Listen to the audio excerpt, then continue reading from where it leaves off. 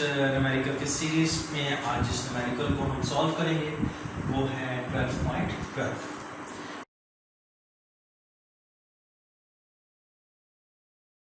अच्छा, उस न्यूमेरिकल में जो सिचुएशन हमें बताई गई है वो ये बताई गई है कि एक कैमरा और उस कैमरे का जो फ्लैश है उसके अंदर कैपेसिटर्स अटैच होते हैं।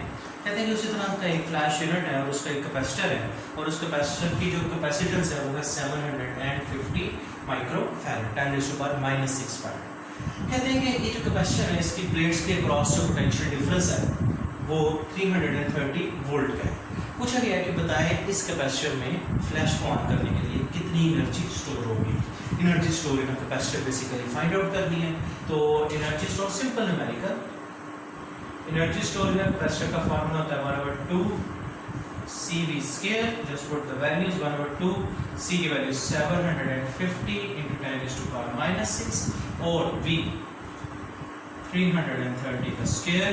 इसको सॉल्व करते हैं और सॉल्व करने के बाद इसका आंसर निकालते हैं, दैट इज 40.8 जूल। इस कैपेसिटर के अंदर 40.8 जूल एनर्जी स्टोर होगी। बस ये इतना सा ही न्यूमेरिकल था हमारा। न्यूमेरिकल खत्म, वीडियो खत्म। वीडियो लाइक कीजिए, सब्सक्राइब कीजिए, शेयर कीजिए।